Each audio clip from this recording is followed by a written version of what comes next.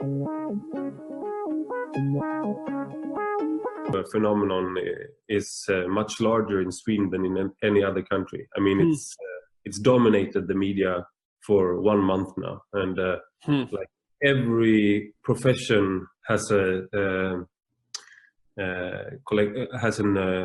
MeToo sort of article with thousands of women signing on to it. So the teachers and the lawyers and the doctors. So, but one thing is interesting about this is how the men are handling it, because there are a lot of men writing that I, as a man, have a responsibility for this happening. I, as a man, as a male, am responsible and I'm guilty. And actually, it was so there are a lot of articles like that. And then one of the men that was accused of doing something inappropriate, it was the former party leader for the left radical party. And the thing he had done was not so reprehensible. He had approached a woman, and then she had said no, and he had apologized, but then she didn't accept that, and now he's under investigation, police investigation, and we have this sort of witch hunt going on. Yeah, well, I've thought for years one of the outcomes of this is that almost all manifestations of male sexuality are going to be brought under legal control.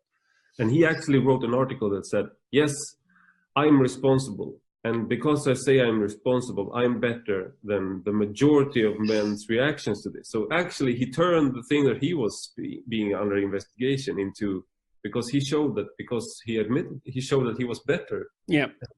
So it's, yeah, well, it's very Maoist, eh? I mean, the whole idea was that you were supposed to come to terms with your class guilt and then confess, and then indicate that you could be brought back into the ideological fold properly.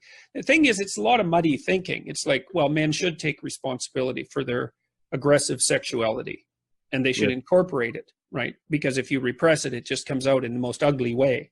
So, I mean, part of the idea is that boys should be socialized like little girls, but that's complete rubbish. In fact, even little girls perhaps shouldn't be socialized like little girls, but whatever. I mean, that's beside the point.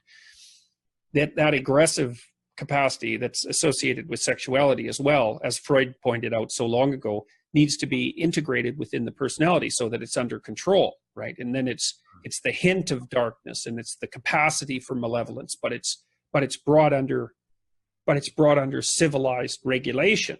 And so then you get to have your cake and eat it too, right? You can be strong and potentially dangerous and mysterious and all of those things that are definitely attractive. That are attractive features of men, not only to women, but also to other men.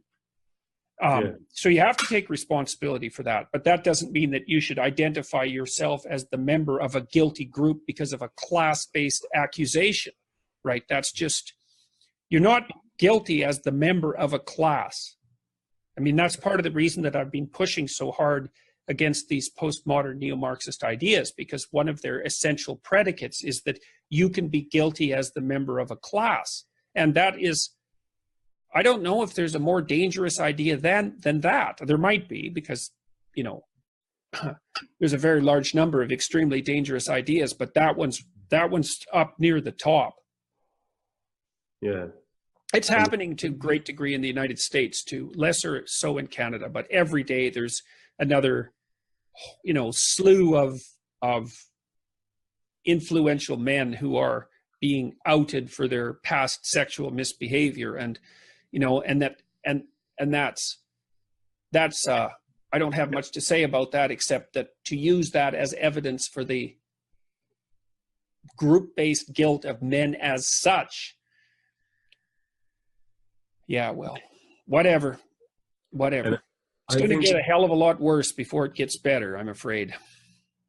I think this is also, I would like to ask you about this as well, because as a man growing up in a country like Sweden, you have to, I would say that I think a lot of boys at least are confused what it means to be a man. And then you have these public figures, adult males, admitting to collective guilt and trying to be sort of the new male, which admits to guilt.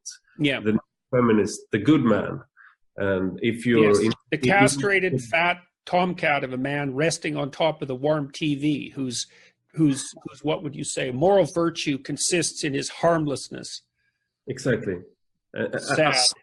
And what's I mean, what's the advice to give to? Because what I find, I see a lot of men trying to find their way and trying to find out what it means to be a man, and I think that's a lot of them turns to you and or a person like Jocko Willink that interviewed you, and because you're and why do you think that is? I mean, is it because it doesn't seem you're not sugarcoating life. You're not giving them. No, well, and the funny thing about, well, there's a couple of things that I'm doing that are different from what people usually do, you know. So in the last 20 years, the constant message to young people is self-esteem, feel good about yourself. It's like, I don't buy that. I think that you look at yourself in the mirror and you think, Jesus Christ, I could be a hell of a lot better than I am. Yeah. And so, and the thing is, there's nothing more complimentary to tell a young person than that. It's like, look at you, you're a wreck.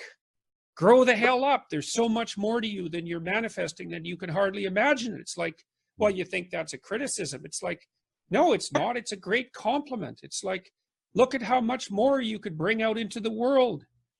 Yeah. Get your aggression under control. Strengthen yourself. Like, take on some responsibility. See if you have enough bloody courage to tell the truth. Put your life together. Stop whining. And the men eat that up because no one's ever told them that, which just breaks my heart. Yeah. It's so bad. And, you know, the boys are pulling out of everything. They're pulling out of university. They're pulling out of life. They're pulling out of marriage. Yeah. And because of that, they're more awkward and unsophisticated than they would otherwise be, and much more prone to make sexual errors, some of which are, you know, predatory malevolence in the small proportion of cases. But it's another one of those situations, you know, like imagine that 1 in 100 men are sexual predators. Yeah. Probably, maybe it's 1 in 50, but let's go with 1 in 100. Well, that small proportion commit all of the sexual predation. Like if you look at criminals, it's the Pareto distribution again. 5% of the criminals produce something like, well, the overwhelming majority of the crimes, right? It's a small coterie of specialized people who are responsible for all the criminality. Lots of people are in prison because they did one heinous thing, you know, like they got enraged or drunk and did something violent. But there's the serial criminal types, and they're the ones that like we had one guy in Toronto, for example, who ran a bike theft ring, and they finally nailed him. And like, there weren't any bikes stolen in Toronto after that. It was just him and his little coterie of, you know, organized bike thieves. And these guys that are being outed, these serial predators, they are responsible. Like one predatory guy can prey on, who knows, 500 females, 1,000 females in a lifetime, you know? So it almost seems like, I mean, this is a lot of guys. I was one of these guys who sort of turned away from society for a while, like into computer games and like this slacker identity which is sort of, I guess it's always been there. Like you turn to like away from all responsibilities and you go to the dream world. But the opportunities to do this is so much larger now. Well, it's the Lost Boys, like in Peter Pan, right? They're in Neverland and they never grow up. And Peter Pan is their leader. That's the story. And it's not surprising because it's easier to occupy yourself trivially than it is to do something difficult. So like there's a big tendency in that direction to begin with, because it's easier to do nothing than to take responsibility. It's easier to play games than to plan for the future. It's easier to be resentful and angry than it is to be, you know, to shoulder your vulnerability properly. And then when you add on to that, the idea that if you go out into the world and try to strive forward, that you're nothing but a predatory patriarch, then, well, it's just one more, it's just the icing on the cake.